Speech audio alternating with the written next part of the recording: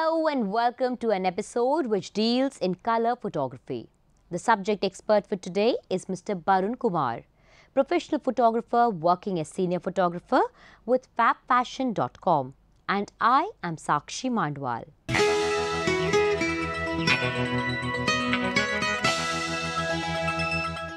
Objectives: understanding the importance and need of color in photography, understanding the transition from black and white to color film, comprehending the various stages of color film evolution, understanding the color film properties, understanding the color control.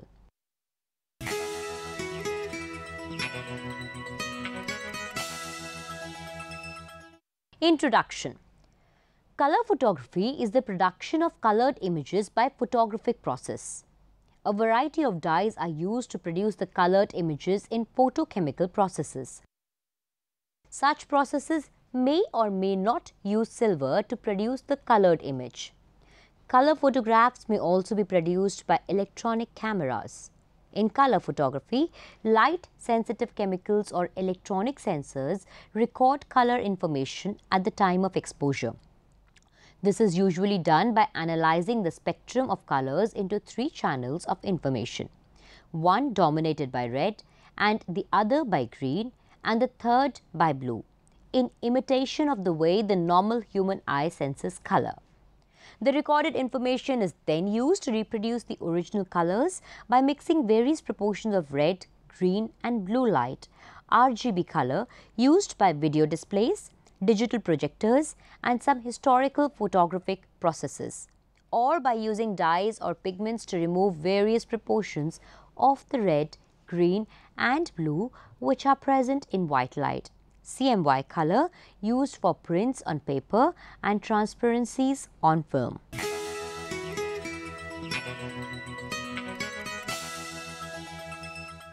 There are basically two color systems: additive primary colors. Computers and digital cameras are able to create the vast range of colors by mixing different proportions of the three additive primary colors. These are red, green and blue. Red, green and blue, often abbreviated to RGB, are the additive primary colors of light, the ones that your camera sees and that every computer, monitor and TV throughout the world uses to display its images. Mixing all three additive primaries together gives us white. These three colors enable our camera to capture a vast array of colors, but by no means all colors.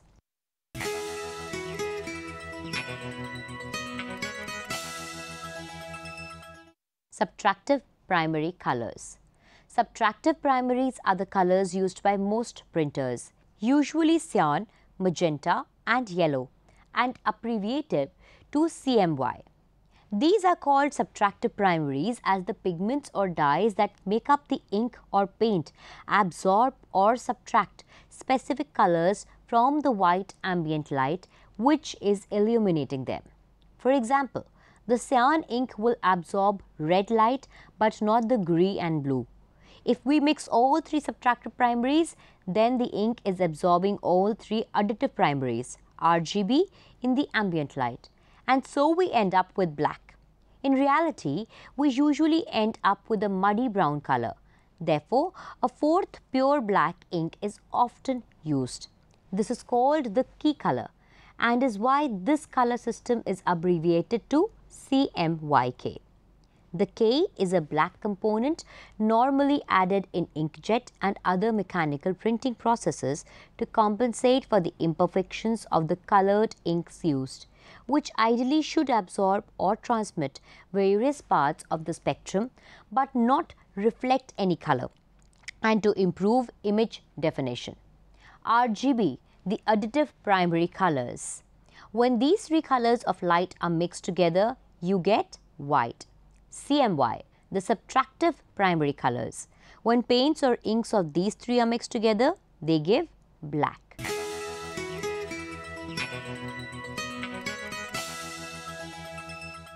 History of color photography. Early experiments in color photography could not fix the photographs and prevent the color from fading.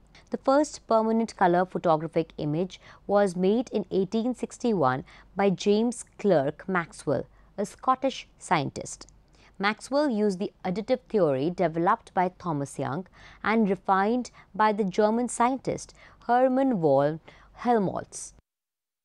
The additive theory was based on the principle that all colors of light can be mixed optically by combining in different proportions the three primary colors of the spectrum: red, green and blue, RGB. Maxwell used color separation method, shooting three separate black and white photos using three filters: red, green and blue. Each camera had these color filter in front of lens. He then projected the three images registered with their corresponding filters, overlapping them to create a color image. The photo below is the famous tartan ribbon photo, the first permanent color photograph. Gabriel Jonas Lippmann won the Nobel Prize in Physics in 1908 for the creation of the first color photographic process using a single emulsion. The color fidelity is extremely high, but the images cannot be reproduced and viewing requires very specific lighting conditions. The development of the autochrome process quickly rendered the Lippmann method redundant. The method is still utilized to make singular images that cannot be copied for security purposes. The first commercial successful color process, the Lumiere autochrome, invented by the French Lumiere brothers, reached the market in 1907. It was based on an irregular screen plate filter made of dyed grains of potato starch which were too small to be individually visible. The light-sensitive emulsion was coated directly onto the screen, eliminating problems due to imperfect contact between the screen and image. Reversal processing was used to convert the negative image, which was initially produced, into a positive image, so no printing or screen registration was required. The shortcomings of the autochrome process were the expense. One plate cost about as much as a dozen black and white plates of the same size, the relatively long exposure times which made handheld snapshots and photographs of moving subjects impractical, and the density of the finished image due to the presence of the light-absorbing color screen. Viewed under optimum conditions and by daylight as intended, a well-made and well-preserved autochrome can look startlingly fresh and vivid. Unfortunately, modern film and digital copies are usually made with a highly diffused light source, which causes loss of color, saturation and other ill effects due to light scatter within the structure of the screen and emulsion, and by fluorescent or other artificial lights which alters the color balance. The capabilities of the process should not be judged by the dull, washed out, odd-colored reproductions commonly seen. Millions of autochrome plates were manufactured and used during the quarter century before the plates were replaced by film-based versions in the 1930s. The very last film version, named Alticolor, brought the autochrome process into the 1950s, but was discontinued in 1955. Many additive color screen products were available between the 1890s and the 1950s, but none, with the possible exception of Dufay-Color, introduced as film for still photography in 1935, was as popular or successful as the Lumiere autochrome. The most recent use of the additive screen process for non-digital photography was in Polychrome, an instant 35 mm slide film introduced in 1983 and discontinued about 20 years later. Because autochrome was a color transparency and could be viewed only by reflected light, however, researchers continue to look for improvements and alternative color processes. With the improvement in color materials and processes, the first modern integrated tri-pack color film, Kodachrome, was introduced in 1935 based on three colored emulsions. 1 year later, in 1936, the German AFCA followed with their own integral tri-pack film, Agfa Color New, which was generally similar to Kodachrome but had one important advantage. Agfa had found a way to incorporate the dye couplers into the emulsion layers during manufacture, allowing all three layers to be developed at the same time and greatly simplifying the processing. Most modern color films, excepting the now discontinued Kodachrome, use the incorporated dye coupler technique. By 1960, color was much more common, but color film and color paints still cost several times as much as black and white. Instant was introduced by Polaroid in 1963. Like Polaroid's contemporary instant black and white film, their first color product was a negative-positive peel-apart process which produced a unique print on paper. The negative could not be reused and was discarded. The blight created by carelessly discarded caustic chemical-laden Polaroid negatives, which tended to accumulate most heavily at the prettiest, most snapshot-worthy locations, horrified Polaroid founder Edwin Land and prompted him to develop the later SX70 system, which produced no separate negative to discard. Some currently available color films are designed to produce positive transparencies for use in slide projector or magnifying viewer, although paper prints can also be made from them. Transparencies are preferred by some professional photographers who use film because they can be judged without having to print them first. Transparencies are also capable of a wider dynamic range and therefore of a greater degree of realism than the more convenient medium of prints on paper. The early popularity of color slides among amateurs went into decline after the introduction of automated printing equipment started bringing print quality up and prices down. Other currently available films are designed to produce color negatives for use in creating enlarged positive prints on a color photographic paper. Color negatives may also be digitally scanned and then printed by non-photographic means or viewed as positives electronically. Unlike reversal film transparency processes, negative-positive processes are within limits, forgiving of incorrect exposure and poor color lightening, because a considerable degree of correction is possible at the time of printing. Negative film is therefore more suitable for casual use by amateurs. Virtually all single-use cameras employ negative films. Photographic transparencies can be made from negatives by printing them on special positive film, but this has always been unusual outside of the motion picture industry, and commercial service to do it for still images may no longer be available.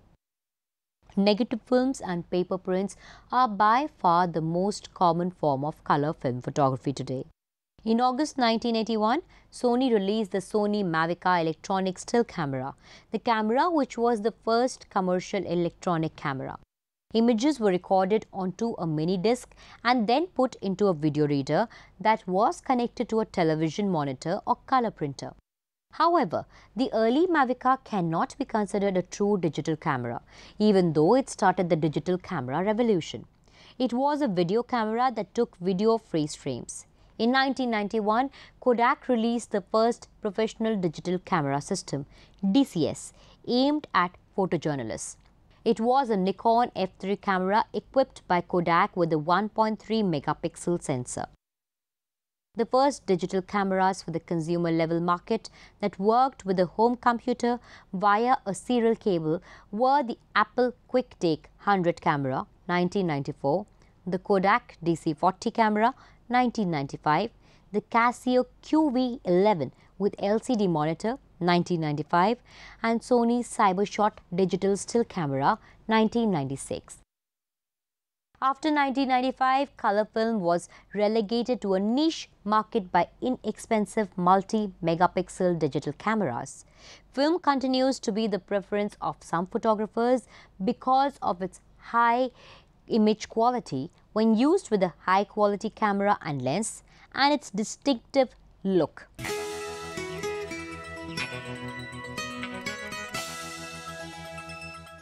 There are two main types of color film in current use. Color negative film. Color negative film forms a negative color reversed image when exposed, which is permanently fixed during developing. This is then exposed onto photographic paper to form a positive image. Color negative films have the coupler components of the dyes incorporated in the emulsion layers at the time of manufacture. After exposure in the camera, they are developed in a color developer which produces a dye image along with a silver image in each layer. The dye images perform exactly the same function that they do in the case of reversal color films. That is, each one controls the transmission through the processed film of the primary color of light which was used to expose that layer. Thus, the same colors are used: cyan in red, sensitive bottom layer; magenta in the green, sensitive middle layer; and yellow in the blue, sensitive top layer. After color development, the silver images formed along with the dye images are removed by bleaching and fixing. The dye images which remain are negative with respect to the tone gradations of the original subject, and taken together, they are approximately complementary to the colors of the subject.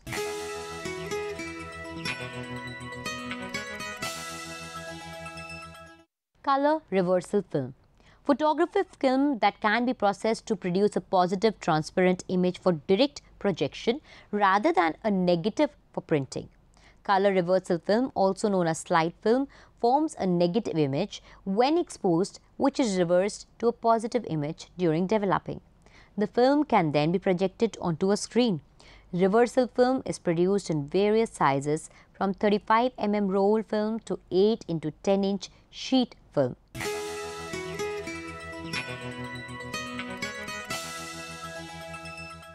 Controlling color.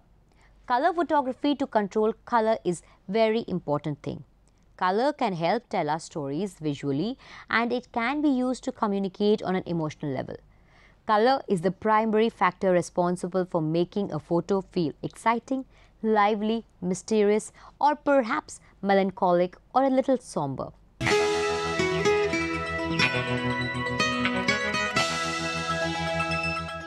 The initial stage of color control. To begin with, in film cameras there are two types of films: daylight film, balanced for daylight, and tungsten film, balanced for use with 3400-degree K light, like motion picture studio lights. There were a whole lot of specialized filters made to correct the color temperature of the light striking the film. Some were called warming filters, used when shooting during overcast days or in the shadow. Others were cooling filters used when using daylight film under incandescent lamps. If the actual color temperature was under 3400 degrees K, they were used. Household incandescent lamps are usually 2800 degrees K. There are also color correction filters for use under fluorescent lighting, daylight film and tungsten film. They worked pretty well before all the different types of fluorescent bulbs entered offices and homes. The only tungsten film available now is transparency film. For most shots taken with color negative film, the auto color correction feature on new photo printers correct images shot under incandescent lighting to make prints that are good enough.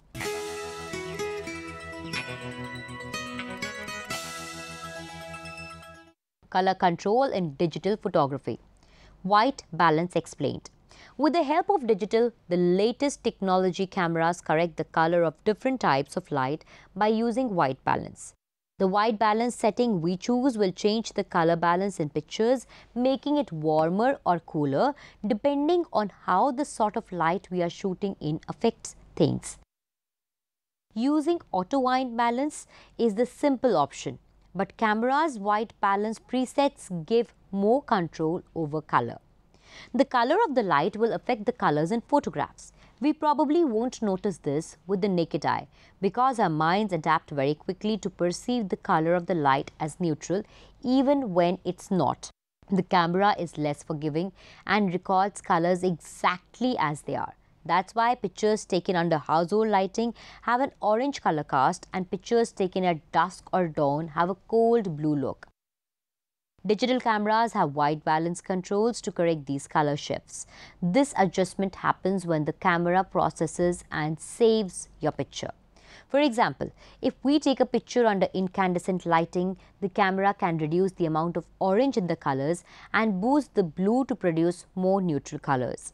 Many digital cameras offer a number of white balance settings, some for specific lighting situations.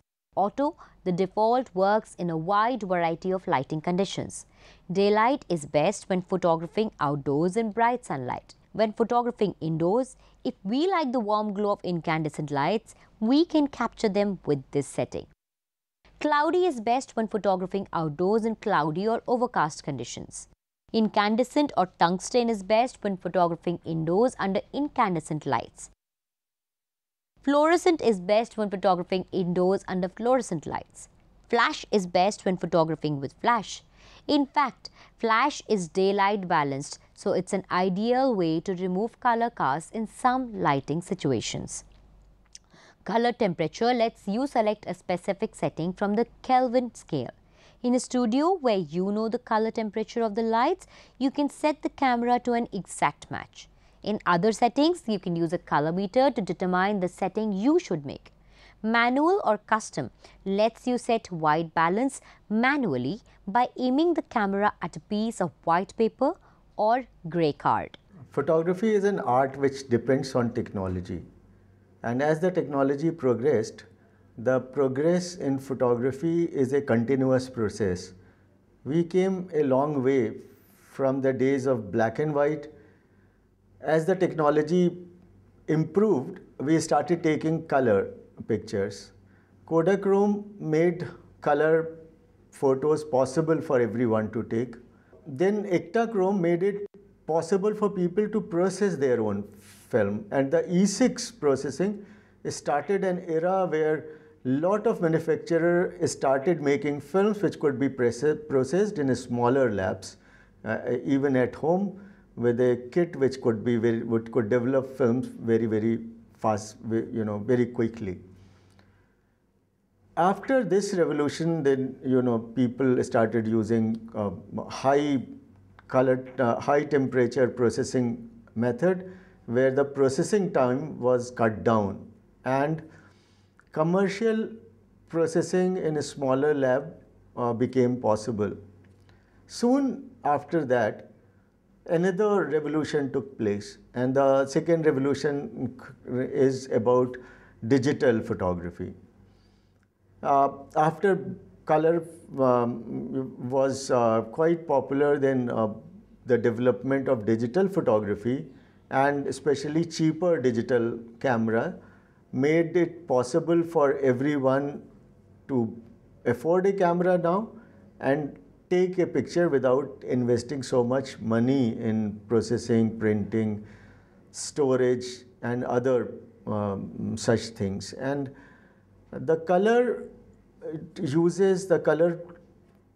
digital photography uses sensors, and these sensors till now record colors in 3 different pixels, and they still use RGB, and they still are an analog system which is converted to digital signal, and then it is stored after getting processed. Now there are several kind of sensors. There, we started, we had CCD sensors which were quite popular. Then we when the need to faster, there was a need to, the processor should be fast. It can take images, and the image data can be read faster. Then we switched, or we started moving towards another kind of sensor which is called CMOS sensor.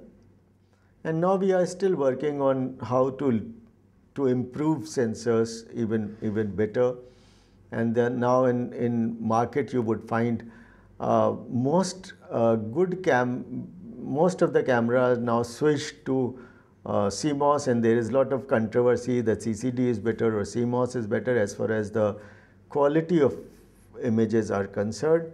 But as far as the technological advancements are concerned, and as far as the as quick processing is concerned, when we require, to take pictures on a higher frame rate or something, CMOS sensor are still better because each pixel is read directly and simultaneously together. Right? CCD sensor had a problem that you need to linearly read all the data from the sensor, and that is why now there is another good thing which is happening is the storage. The storage is improving, and we are getting faster storing devices. So that way we can have faster cameras. With digital there was a problem of lag. There was a problem that these cameras don't respond better. They have more reaction time. They would require offload the data, then second picture is taken, or a series of picture can be taken. This all is improving not only because the sensor reading data from the sensor is improving, but also because the devices where we store, like SD card or several other cards which are used for storing the data which is produced by these camera, their capacity and along with their speed of taking the data has improved enormously, and these are now either expressed in Mbps, so you can have a 9 Mbps card or 10 Mbps card, or they are denoted by a number written.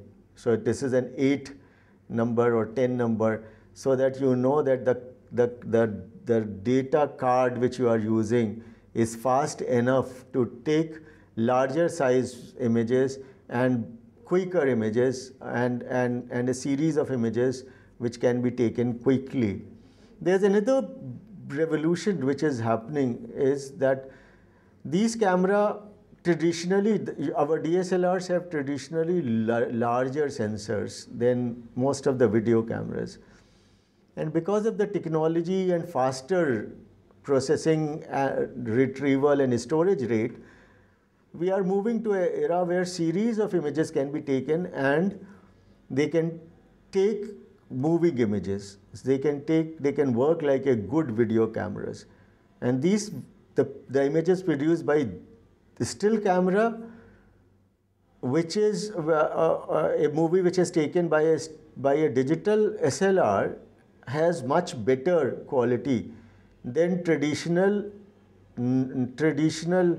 video cameras, because of the sensor sizes which are bigger in these, where you can differentially focus, the depth of field you can control. There are a lot of things which are very unique to still photography, and they can be used to take. So the next revolution would be a series of still images simultaneously taken with a video image, where you can have high resolution still images and a video clip together.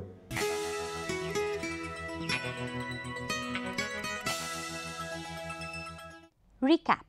And now it's time for a quick recap. Nature has beautiful colors, and we are surrounded by a variety of colorful things. One can do good color photography during daytime or in the night or in any lighting condition, providing one knows how to use lighting, how to control exposure, camera, lenses and composition. All forms of photography have evolved from monochrome photography. Color film is black and white film with 3 layers of emulsion. Each layer has a colored coupler that makes the resulting black metallic silver deposits in the negative respond to colors in the visible spectrum: red, green and blue. Digital photography employs a silicon sensor that records focused light falling onto it in much the same way that light rays reaching the film expose that portion of the film. Therefore, all photography has evolved from the original techniques created to record light rays onto silver halides. That is all that we had for you in this episode. Till the next time, it's a goodbye.